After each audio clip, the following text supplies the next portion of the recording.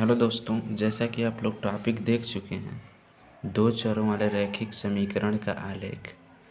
तो इस वीडियो में हम लोग इस टॉपिक पे चर्चा करने वाले हैं। तो पहले हम लोग इस टॉपिक का अर्थ समझ लेते हैं।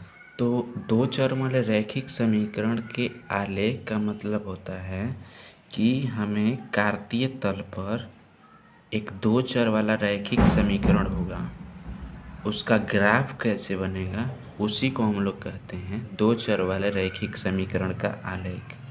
मतलब कि सिंपल भाषा में कहने का मतलब हुआ कि जो कार्तीय तल है, इस कार्तीय तल पे उस दो चर वाले रैखिक समीकरण का किस तरह से ग्राफ बनाया जाएगा। जैसे आप लोगों को मैंने बता रखा है, उसका ग्राफ एक सरल रेखा होती है दो चर वाले रैखिक समीकरण का। तो या तो वो ऐसे होगा या फिर ऐसे होगा, किसी तरह से होगा। तो हम लोग देखेंगे आगे कि इसका ग्राफ कैसे बनाया जाता है और उसका क्या महत्व है। तो पिछले वीडियो में मैंने आप लोगों को दो चर वाले रैखिक समीकरण का हल करना या हल निकालना बता रखा है। आप अगर चाहें तो मेरा वीडियो देख सकते हैं, डिस्क्रिप्शन बॉक्स में उसकी लिंक मैंने दे दी है। अब जिसे हम लोग एक उदाहरण के द्वारा समझने की कोशिश करते हैं। मान लो एक दो चर वाले रैखिक समीकरण का उदाहरण है x + 2y = 6। तो हमें इस समीकरण का ग्राफ बनाना है या फिर आलेख बनाना है। तो इसके लिए हमें कम से कम इस समीकरण के 2-3 हल प्राप्त करने होंगे, फिर आगे हम लोग देखेंगे। तो हमें इसका हल ज्ञात करना है, तो उसके लिए हम लोग मान लेते हैं x की वैल्यू 0 पहले, ठीक। x = 0 मान लें। तो हम लोग उस समीकरण में, इस समीकरण में x की वैल्यू रखेंगे तो 0 + 2y = 6 हो जाएगा। और यहाँ से y की वैल्यू आ जाएगी 6/2। तो y की वैल्यू आ गई 3। तो इस तरीके से एक हल प्राप्त हुआ 0,3।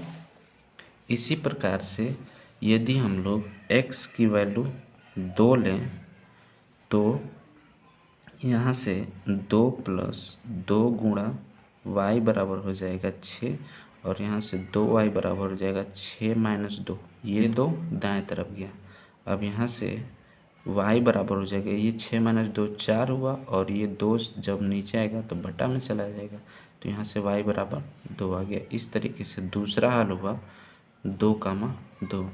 इसी तरीके से यदि हम लोग एक दो और हल प्राप्त करें तो वो होगा 4,1 और 6,0। ये भी इस समीकरण के हल होंगे। तो चलो हम लोग इसको ऊपर लिख लेते हैं। चूँकि हमें ग्राफ बनाना है तो हम यहाँ पे समीकरण के हल लिख लेते हैं। तो वो आया था 0,3, 2,2 और 4,1 तथा 6,0। ये इस समीकरण के हल थे। तो अब हमें क्या करना है, ये जो समीकरण के हल हैं इनको हमें एक बिंदु के रूप में प्रदर्शित करना है। कहने का मतलब हम लोग इसको एक बिंदु की तरह ट्रीट करेंगे। तो जब हम लोग कार्तीय तल पे इस बिंदुओं को निरूपित करेंगे तो इसका ग्राफ बनेगा। कैसे बनेगा आगे देखते हैं। जैसे हम लोग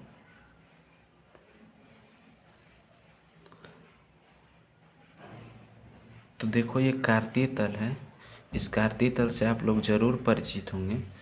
तो हम लोग क्या करेंगे, इन बिंदुओं को हम लोग इस निर्देशांक तल पे प्रदर्शित करेंगे।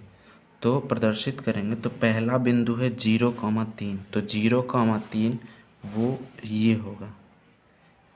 अब मैं निर्देशांक ज्यामिति में एक बिंदु को अंकित करना सिखा रखा है, आप वहाँ से देख सकते हैं।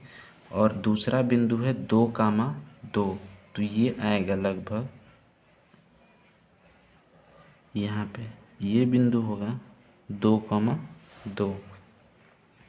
और तीसरा बिंदु होगा 4,1। तो ये लगभग यहाँ होगा 4,1 और फिर 6,0 लगभग यहाँ पे होगा।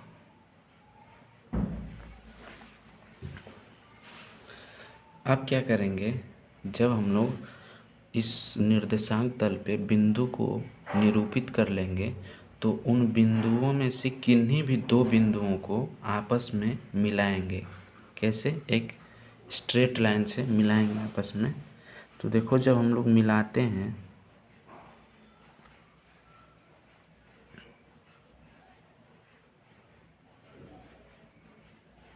और इस रेखा को हम लोग आगे बढ़ाते हैं तो ये लगभग इस तरह से गुजरती है। ठीक, तो हम लोग पाते हैं कि एक सीधी रेखा प्राप्त होती है। जैसा कि ये बिंदु है 0,3, ये बिंदु है 2,2, ये बिंदु है 4,1, ये बिंदु है 6,0। तो इस प्रकार किसी भी समीकरण का आलेख बनाया जाता है या फिर निरूपित किया जाता है कार्तीय तल पे। हम लोग क्या करते हैं, पहले उस समीकरण के 2-3 हल ज्ञात कर लेते हैं। कम से कम 2 हल ज्ञात करना होता है, तो 2-3 हल ज्ञात कर लेंगे और उन हलों को हम लोग एक बिंदु के रूप में ट्रीट करेंगे और उन बिंदुओं को हम लोग कार्तीय तल पे अंकित कर देंगे। जैसा कि इन बिंदुओं को हम लोग कार्तीय तल पे अंकित किए हैं, अब क्या करेंगे, उन बिंदुओं को एक आपस में मिलाने की कोशिश करेंगे। तो जब हम लोग मिलाएंगे तो वो एक सीधी रेखा में मिलेंगी, यानी कि उसके द्वारा एक सीधी रेखा प्राप्त होगी। ये सीधी रेखा ही इस समीकरण का क्या होगा, ग्राफ होगा या आलेख होगा। यानी कि सीधी रेखा का समीकरण पूछे कोई तो इसका समीकरण होगा x + 2y = 6। इस सीधी रेखा का समीकरण x + 2y = 6 हुआ। बात समझ में आई? अब एक बात और ध्यान दो, जैसे मान लो हम लोग एक बिंदु लेते हैं 8,-1। ठीक, हम लोगों ने ऐसे ही एक बिंदु लिया, वो बिंदु लगभग यहाँ पे स्थित होगा। इसको आगे बढ़ाएंगे तो यहाँ पे 8 होगा और ये -1 है, तो इस दोनों को मिलाने पे ये बिंदु मिलेगा। तो मान लो ये बिंदु है, तो ये बिंदु इस रेखा पे स्थित है। ठीक, अब देखो 8,1 क्या उस समीकरण का हल है?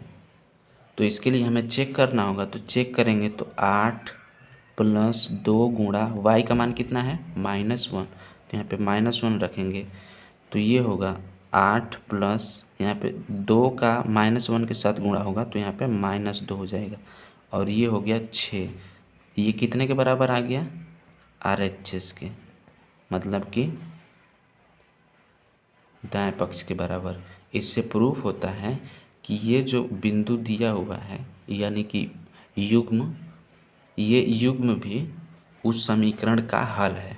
कहने का मतलब कि इस रेखा पे जो भी बिंदु स्थित होंगे, जो भी, वो इस समीकरण के हल होंगे। इससे यही बात सामने आई, क्योंकि हम लोगों ने सिर्फ तो 4,1 और 6,0 को आपस में मिलाया, लेकिन ये बिंदु भी इसी रेखा पे प्राप्त हुए और ये बिंदु इस समीकरण के हल हैं। इसी तरह से हम लोगों ने देखा कि 8,-1 इस रेखा पे स्थित है, तो इस रेखा पे स्थित है तो हम लोगों ने चेक किया कि क्या ये इस समीकरण का हल है। तो हम लोगों ने यहाँ से सत्यापित किया कि हाँ, ये बिंदु भी इस समीकरण का हल है। तो इससे यही प्रूफ होता है, सिद्ध होता है कि इस रेखा पे जो भी बिंदु स्थित होंगे, यहाँ पे, यहाँ पे, यहाँ पे, कहीं पे भी, और इसको आगे बढ़ाएंगे तो वो इस समीकरण के हल होंगे। पहली बात। दूसरी बात, यदि कोई बिंदु मान लो 2,0, 2,0 कहाँ है, देखो वो बिंदु है ये 2,0। अब देखो ये बिंदु इस रेखा पे स्थित नहीं है, तो हम लोग चेक करेंगे कि क्या ये बिंदु इस समीकरण का हल है। तो जब चेक करेंगे तो यहाँ से हम लोग पाएंगे, पहले हम लोग LHS लेंगे तो वो होगा 2 + 2 × 0, y का मान 0, x का मान 2, x की जगह 2, y की जगह 0। तो ये होगा 2 + ये हो जाएगा 0, यहाँ से आया 2। तो ये RHS के बराबर नहीं है। RHS कितना है? 6 है इस समीकरण का। तो ये RHS के बराबर नहीं है, यानी 2, 0 इस समीकरण का हल नहीं है।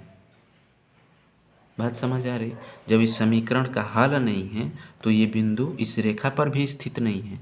कहने का मतलब जो बिंदु इस रेखा पे स्थित नहीं होगी वो इस रेखा के समीकरण का हल भी नहीं होगी।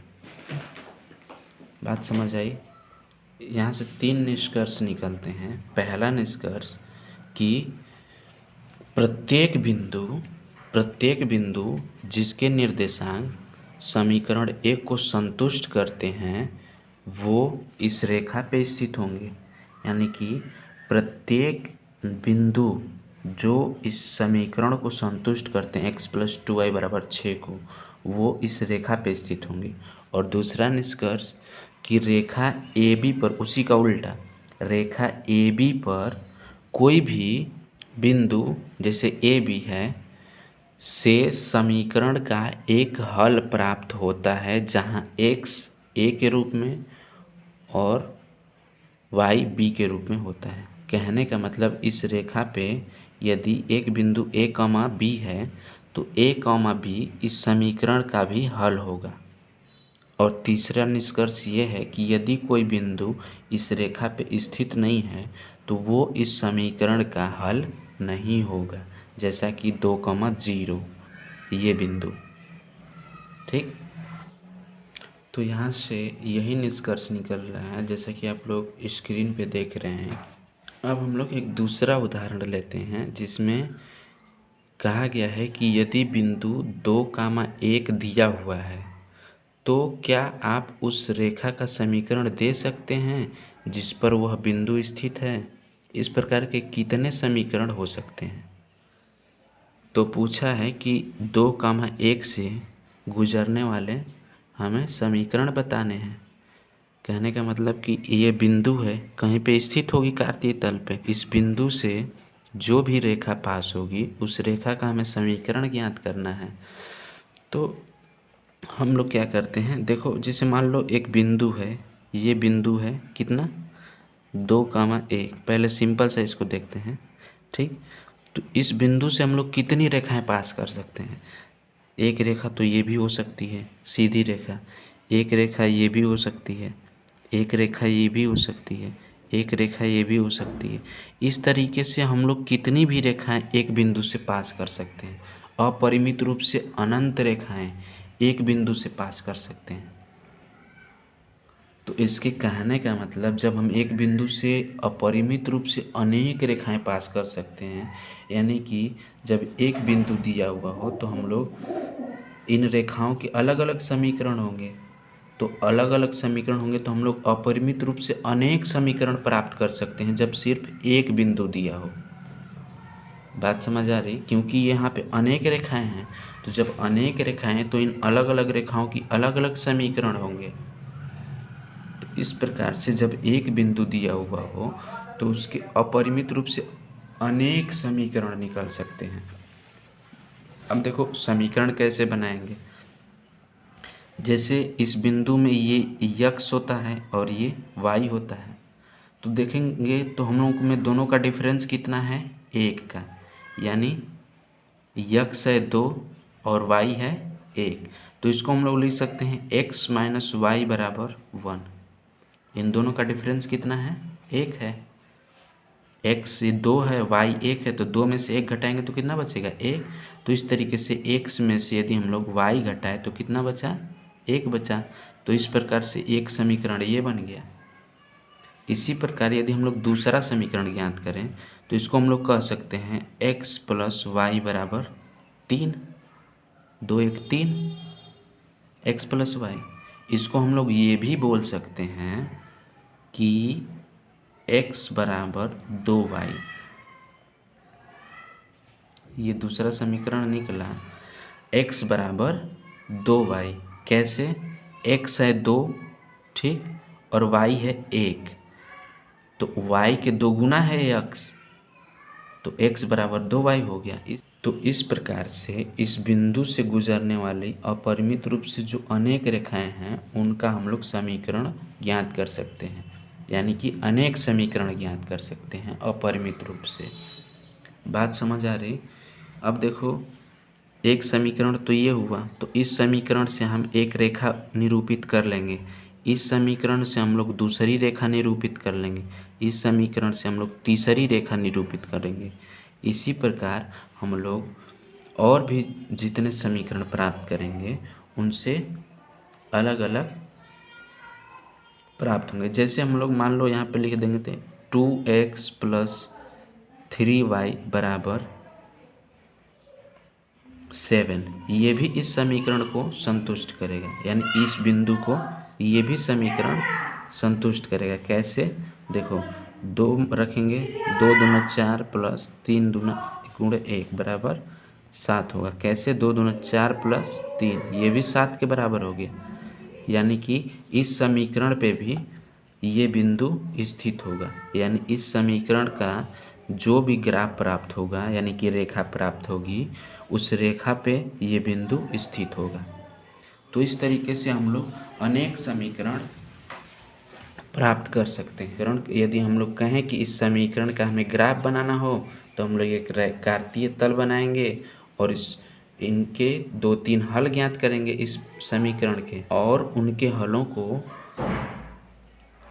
बिंदुओं के रूप में इस कार्तीय तल पे प्रदर्शित करेंगे और उनको एक दूसरे से मिलाएंगे तो एक रेखा प्राप्त होगी, और वही रेखा इस समीकरण का क्या होगा? ग्राफ होगा या फिर आलेख होगा। तो हम लोग बोलेंगे कि मान लो ये रेखा x माइनस वाई बराबर 1 का आलेख है, या फिर ये भी कह सकते हैं इस रेखा का समीकरण x माइनस वाई बराबर 1 है। बात समझ आई? अब देखो, एक दूसरा उदाहरण है। कक्षा 9वीं की फिजिक्स में, भौतिक विज्ञान में पढ़े होंगे कि बल जो है किसी वस्तु के त्वरण के समानुपाती होता है। बात समझ आ रही? ये आप लोग पढ़े होंगे कि बल जो होता है, बल को F से प्रदर्शित करते हैं, तो बल जो है ये डायरेक्टली प्रोपोर्शनल होता है A के। ये त्वरण होता है, ठीक, यहाँ पे ये बल है, और ये डायरेक्टली प्रोपोर्शनल होता है किसके? किसी वस्तु के त्वरण के, ठीक। इसके कहने का मतलब, यदि हम लोग इसको समीकरण के रूप में लिखें तो F बराबर हो जाएगा ma। ये होता है बल का फॉर्मूला। जो m होता है वो द्रव्यमान होता है, ये आप लोग जानते होंगे। तो यदि हमें इस समीकरण का ग्राफ बनाना हो तो कैसे बनेगा वो देखते हैं, ठीक। तो पहले क्या करेंगे, हम मान लेंगे कि यम जो है, मतलब किसी वस्तु का यम हम फिक्स होता है, तो इसको फिक्स करने के लिए हम लोग मान लेंगे कि यम बराबर 3, ठीक। तो इसका फॉर्मूला हो जाएगा F बराबर 3a, ठीक। अब F को हम लोग x अक्ष पे दर्शाएंगे और a को y अक्ष पे,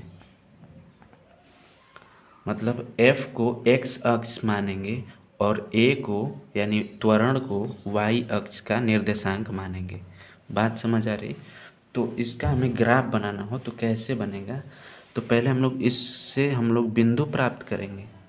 तो वो बिंदु होंगे, जैसे मान लो f इजिक्वल टू 0 ले लिए, ठीक, f इजिक्वल टू 0 ले लिए, तो इस प्रकार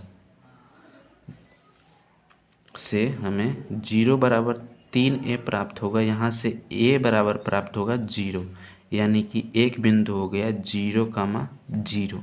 ये है f का और ये है a का। बात समझ आ रही? तो एक बिंदु हम लोगों ने निकाला 0,0, ठीक। अब देखो, दूसरा हल निकालने के लिए हम लोग f बराबर 3 लेते हैं। कितना? 3। तो जब f बराबर 3 लेंगे तो 3 बराबर होगा 3a, यहाँ से a बराबर प्राप्त होगा 3/3। ये तो हल करना आप लोगों को आता होगा ना। तो a बराबर आ जाएगा 1, यानी कि दूसरा बिंदु प्राप्त हो गया 3,1। इसी तरीके से यदि हम लोग f बराबर 6 लें, ठीक, f बराबर 6 लेंगे तो 6 बराबर हो जाएगा 3a, यहाँ से a बराबर हो जाएगा 6/3। तो a बराबर हो जाएगा 2। यहाँ से तीसरी बिंदु प्राप्त हुई 6,2।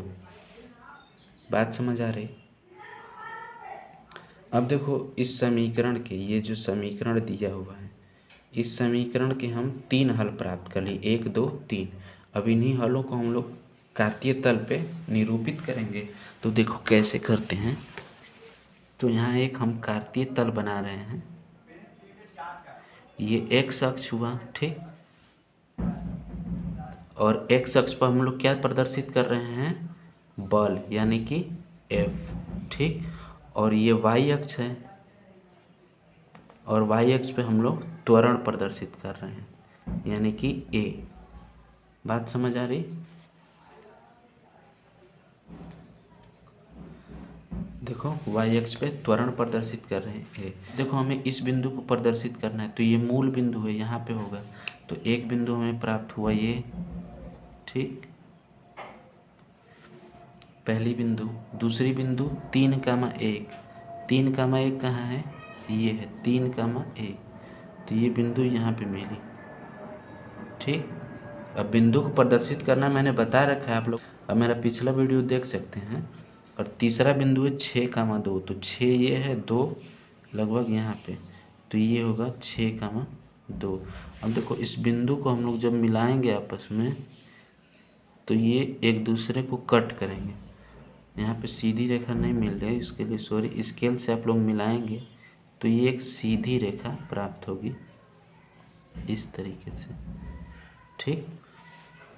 ये जो सीधी रेखा है ये इस समीकरण का ग्राफ है। तो इसको हम लोग लिख सकते हैं, ये जो रेखा प्राप्त हुई है, ये जो रेखा प्राप्त हुई है, इसका समीकरण क्या है, f बराबर 3a। बात समझ आ रही। इसी समीकरण से ये रेखा प्राप्त हुई है। तो इस तरीके से इस समीकरण का ये ग्राफ हो गया। अब देखो ये बिंदु है 3,1, ये बिंदु है 6,2, ये बिंदु है 0,0। अब एक बात और ध्यान रखना, ये बहुत ही इम्पोर्टेंट बात है कि इस टाइप के जो भी समीकरण होंगे, उस समीकरण का जो आलेख प्राप्त होगा, यानी रेखा प्राप्त होगी, वो रेखा मूल बिंदु से जरूर गुजरेगी, चाहे कोई भी हो इस टाइप में। जैसे x बराबर 5y ले लो, या फिर ये भी कर सकते हो y बराबर kx, ये भी होगा। इस पे भी मूल बिंदु से होकर रेखा जाएगी। तो इस तरीके से हम लोग किसी भी दो चर वाले रैखिक समीकरण का ग्राफ बनाते हैं या फिर आलेख बनाते हैं, और वो एक रेखा प्राप्त होती है।